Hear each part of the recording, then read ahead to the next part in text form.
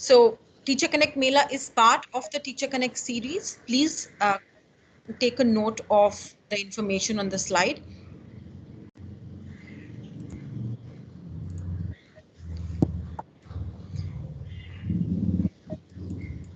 And Nita, I will now give you a few minutes to set up while I make introductions. So Hello. welcome, Nita, Arora. I think, as I mentioned earlier, very interesting session coming up, and very rightly the last session for the event. Nita is the principal of Sri Venkateshwar International School with 40 years of experience. She's also a state awardee by Directorate of Education with rank 1. She is a resource person and the lead collaborator for Hubs of Learning and a master trainer on the CBSE British Council program. She's also a school ambassador and a teacher skill auditor for EQFI. She is also a vice president for Sankalp Sahodaya CBSE cluster. Nita purposely asked me to keep her introduction short, so I will let Nita take over now and use all her time for her session. Thank you, Nita. Over to you. Teacher Connect Mela. What an apt title for these 2 days ending on Teachers' Day. And the topic, as Radhika has told you, is how to make online learning stress-free. Last year, we all were trying to make online learning so important, so significant that we all learned a lot of online tools, and we tried to bombard children with all those tools in one go. We had ebooks, we had WhatsApps, we had the worksheets, we just had a lot of e-content, and we continue to develop. Now we are back to, is too much, or are we supposed to slow down a little without compromising on the quality of the teaching learning that we have to do? So there are a few tips that you will get today, how to reduce screen time. We will also discuss the negative side effects of too much screen time, not only on the children, but also on you, on the teachers. How can you relax your eyes during the class time itself? Should we be including more open book and collaborative book activities? How do we take time off screen but keep the children engaged and ready to reflect? Reflection is very important. And how do we calm the nerves? So my suggestion is I'm going to play some music. Use this music to stretch your body as well as calm your nerves. So close your eyes, ladies and gentlemen, and just do some simple exercises while listening to music. Nita, could you put your presentation on slideshow mode, please, so that everyone can see the slides properly? Thank you. So all of you can do any stretching exercises with this music. Right?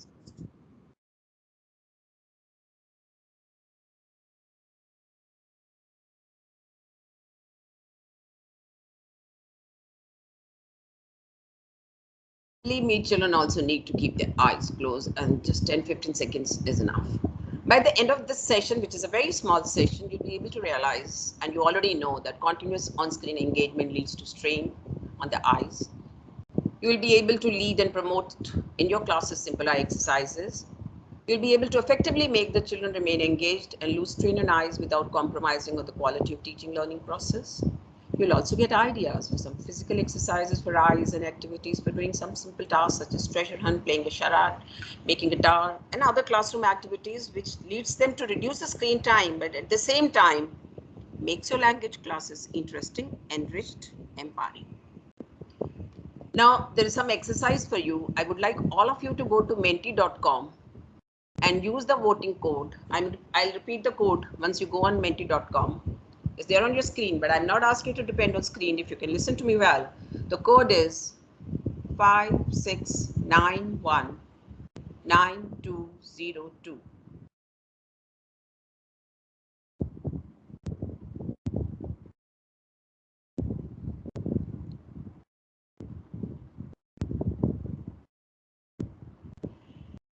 Five six nine one 9202 is the code, and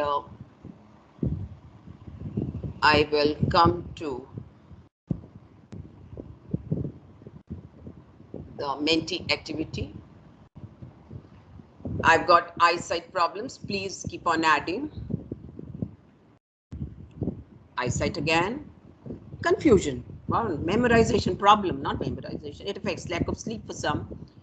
Very nice. Exhaustion, tirelessness, stressful, red eye, burnout.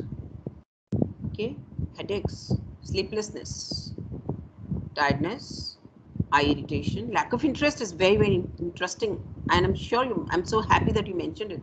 Boredom, strain on eyes, mental stress, headaches. Headaches is leading the group because you feel eye stress is somehow related to headache. Most of them start feeling, I mean, they feel that the children get tired. Why only the children? Even we adults get tired when we keep on looking at the screen for long hours. And so you put eye drops while sleeping, just before sleeping, eye puffiness. And there are some more things that may happen. Yeah, your word cloud is looking interesting. And where has eye gone? Eye has taken over by headache and tiredness and eyesight problems. Okay, fine. So now you know in a word cloud, because something if it's been repeated by many participants becomes bigger and bolder. So right now that was many participants have chosen eyesight stress, headache, tiredness, and this will go on becoming bigger and bigger. I'm getting all sort of different, killing the enthusiasm of the children. Wow, burnout, watery eyes, get hooked. Yeah, children can get hooked to screen too. So we have to tell them how to not get hooked. And so let's see what do the experts have to say about effect of too much screen time on children. Experts say there is physical strain to eyes and body too, because you're looking at a screen, you're not even straightening your back. That's something that we have to think, not because my topic was reducing screen time. There's an increased risk of obesity for people who sit at a desk for a long time, eat there and eat more because they're absorbed in screen. They may get susceptible to chronic health conditions like cervical or blood pressure related, loss of cognitive ability. Somebody did talk about it. The children are unable to focus, weakened emotional judgment. Sometimes people just flare for no reason, and delayed learning in very young children. So too much of screen is bad. So how do we minimize that? So I would like you to do these exercises with me. If you're wearing glasses, please remove and put the hollow of your palm on your eyes. Feel the relaxation. Close your eyes and you're cupping it. Then press your eye. Close your eyes and press the eyelid. You can make your students do these exercises. The first one was putting the hollow of a palm. Second is pressing the eyes gently. Gently is very important. Can you give me an antonym for gently? Please write that in the chat. And Radhika, let's see what antonyms are we getting for gently or gently. If it is gently, what antonyms comes to your mind? Softly. That's a synonym, meaning the same. Roughly. Softly is gently. Now Hardly, think of harsh and strong. harshly, strongly. Very nice. Harshly. Suddenly also. Okay. We now go to another exercise in which you roll your eyes. So there are two ways to roll your eyes, clockwise and anti-clockwise. So if I say I am rotating to read on my clock screen 12, 9, 6, 3, 12, what kind of rotation is this? You may put in the chat. Clockwise or anti-clockwise? You know it, I'm sure. But your children would have to be told clockwise would be 12, 3, 6, 9, 12. Anti-clockwise would be 12, 9, 6, 3. So rotate your eyes in both the directions. Don't look at the screen, please just rotate. Very, very good exercise to, in fact, you can even look up and look down and look on the sides. But these are simple exercises that you can do while taking a class. That is the most beautiful part of it. You can continue to talk about your lesson. In between you say, okay, let's do this exercise. All right, after 5 minutes, we tell your children to blink their eyes. While just discussing something, you say, okay, just blink. Very refreshing for the eyes. The moistening of the eyes that takes place, the cornea layer is very, very good for it. It doesn't cause dry eyes. It doesn't cause red eyes. It relieves puffy eyes too. So that pressing was very important. And every 20 minutes, give them a 20 seconds break to just look at the farthest point in the room. If supposing the room is 10 feet away, just look 10 feet away. The room is 20 feet long, then look at the farthest point 20 feet away, preferably as far as possible. If they have a window, they can look outside the window. And you can continue to, in those 20 seconds, give them some language exercise. Say, for example, what is it, the black thing in your eye in the center of the, I mean, there's no harm in a English teacher also giving them terms because sometimes they have to do creative writing. So you say there is a eyeball has this white area, and then you have your iris and pupil in it. The whole is called pupil. If you have not drunk water, please go get a drink. If you're not feeling very thirsty, even then take a few sips. I think this is something that the children forget. In my school, after every second period, the teachers remind them to drink water. I mean, there are water breaks. There's a small bell which reminds the teacher, oh, now I have to ask my students to drink water. We start doing it because we realize some children just do not drink water the whole day. And some children would like to go to the water point, whether they go drink water or not, that's a different case. So drink water. When you drink water, what do you do to your thirst? You dash it. Can you get me a word in the chat? Do we finish our thirst, or do we, there's a hint you can ask the children. I'm sure you would have given Radhika. I'm sure my participants have given me the answer. Beginning with QU, ending with H. Fulfill. Hydrate. Quenches our thirst. Quench is the correct fresh. word. Quench the thirst. So you can give the children the correct phrase or the expression. Use quench in a sentence of your own. And while thinking of the sentence, drink a sip of water.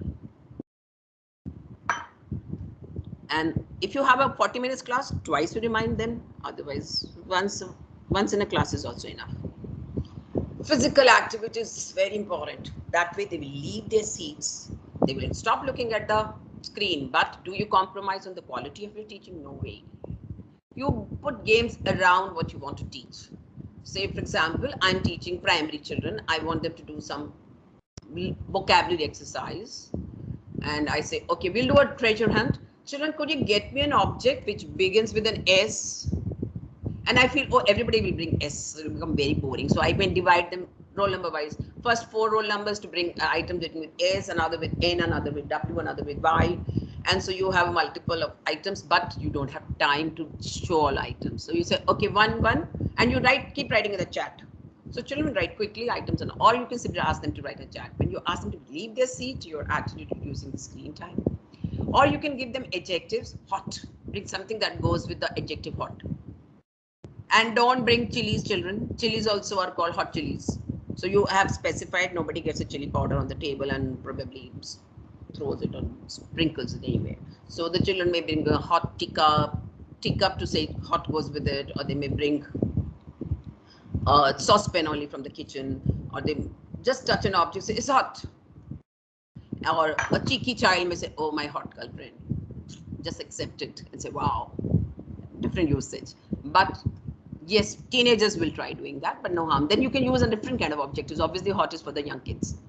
Make a tar is a very, very interesting exercise where you ask the children to bring objects which are found in their room. Could be books, bucket, cushions, pillows, anything, and make a tar. Believe me, and you give them a time limit. In 30 seconds, the tallest tar gets everybody's applause. So 30 seconds you can compromise in your class. And then you can ask them to use tar differently. Okay, so I'm giving you an exercise. Use tar in a sentence of your own, adding ing to it. Tarring. So now this noun becomes a verb. Or is it also an adjective? Think about it and give me 2 sentences, one in which you're using tar as a verb and another in which you use tar as an adjective. So adjective is going to be very interesting. Radhika, am I getting any answers in the chat? Not yet. I think they will flow in. He has a towering personality. Wonderful. Clap for you, ma'am. Or sir. The tower is tall as a noun. Noun. Amitabh Bachchan is a towering personality. Towering personality, use it as a adjective. Now use tar as a verb. Only verb examples. Took some time. Answers are coming in. Okay, I'll wait. Towering station is nearby as an adjective again. He was towering over my head. Wow, there you are. Clap for you. Amitabh Bachchan towers over all personalities due to his personal charisma. We're not talking about his tallness, we're only talking about his charisma here. He towers over other fellow actors. And supposing similarly, I ask you to make a verb out of table. Can you make it? Table is a noun, but can you convert it into a verb? Interesting, isn't it? Let's see, anybody? Or chair as a verb. Table the meeting. Very nice. Can you tabulate the results? Perfect. Proud of you, ma'am. You should be on the other side of the table. Chair as a verb. He chaired. He chaired the proceedings. He chaired the meeting. Wow, wonderful. So, I mean, we can make our children learn all this while you are making them do a tar activity in 30 seconds. So, your purpose is to teach phrases, your purpose is to teach figures of speech or give them language skills. You can do anything. You can continue to talk. You can refer to the lesson that you're teaching in literature and design your activities around that. You can ask them to play charades. I'm just giving you a few examples. You can use examples from that what the characters are doing in your story. Here I'm saying opening a gift, like teaching gift to Magai. So open a gift, do the charade. Idea is to make them do something different than just look at the screen. Tie your shoelace, trying to get something from the attic. You know, when I thought of this activity, I thought of the child will stretch. While acting only, the child will stretch his body, arms, spinal cord, and this would also be a good physical exercise apart from him or her learning the meaning of the word attic. So you keep on adding simultaneously, you're following it, you add language exercises. This is something that we did not do last year in India. We thought e-learning is the best form of learning. The book was compromised. We thought book is for further reference, not during the class time. I would suggest from now on, try to have activities in which the child has to open the book while attending an online class. You give exercises from the book, mention the page, and they find it and they do some exercises there and you discuss those exercises after that. The child doesn't even have to look at the screen because the child is listening, assimilating, looking at the book, you're discussing the answers, you do your self-evaluation. That way you're making children owners of their learning. In fact, you can also do a lot of read alouds. You don't have to do reading, but how do you do the read aloud? Next slide, see here. You can use podcasts for read alouds. An example of a podcast, simple, I've used the poem If by Rudyard Kipling. Listen to it.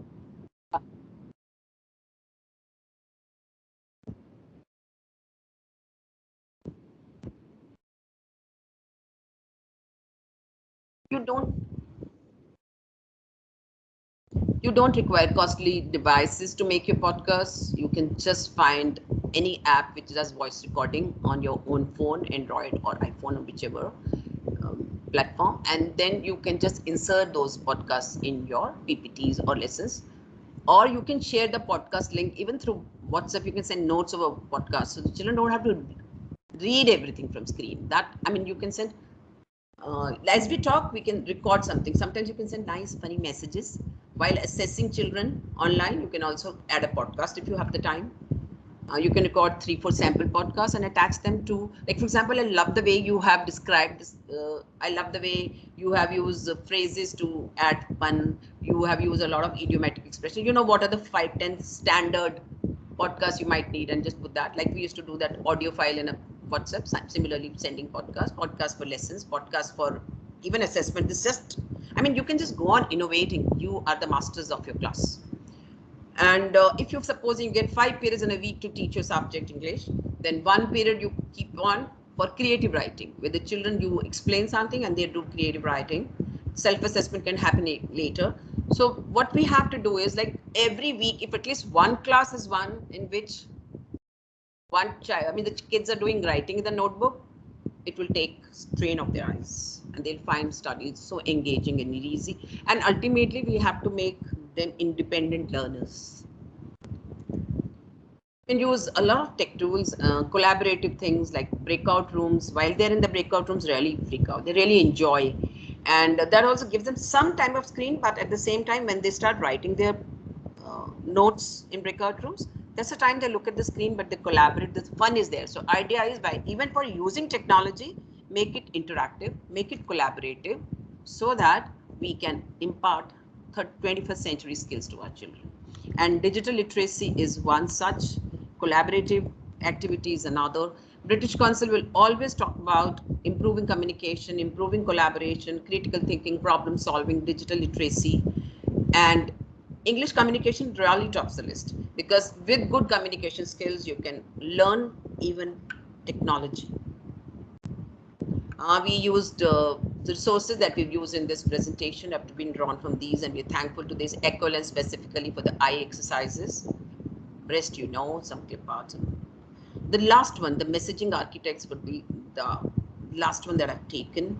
Any questions, anybody? Before we go to the questions, you must be thinking, will such ideas reduce my actual teaching time? Will my participants accept these ideas? I think your participants would love you for giving them a variety of experiences. Actual teaching time, if you can compromise, everybody has told me e-time, there's less of distraction in the class, so we can deliver more. So as it is, you're able to cover more in e-classes or online classes. So I think that finding 2 minutes more for eye exercises or some small things or games, 3 minutes, maybe 5 minutes max, not more than that ever. 2 to 3 minutes, you'll be able to reduce the screen time. Even if you reduce the screen time after every 5 minutes by 30 seconds, you not only help the children, you help yourself. Now it's your turn. We would like to know from you what strategies, after listening to me, you intend to use in your own classes, or something that you're already using and I haven't touched upon. Please write that also in the Padlet when it comes on your screen. Please go to padlet.com. I'll just put in the chat the link. Yeah, the link is there. And you can use this link. Go to padlet.com, copy the link from here and paste it in the browser and start writing in the Padlet. And what you have to do is you have to think about strategies that you intend to use in your future classes, whether you've taken them from here or whether you already know something or something has occurred to you instantly, like a eureka moment, Archimedes moment. So I keep getting those eureka moments. I'm sure you guys are also like that. So please write in the Padlet. I'm waiting to read. I told Radhika and Merin that we will have so much learning from this group of teachers, brain gym exercise, eye exercise. Please write in the Padlet, not in the chat, please. We want to read them together. Yes, so I think everyone can see later as well, for a later reference, their answers. That's the point. So Nita, are you comfortable opening for questions now? I am. Yeah.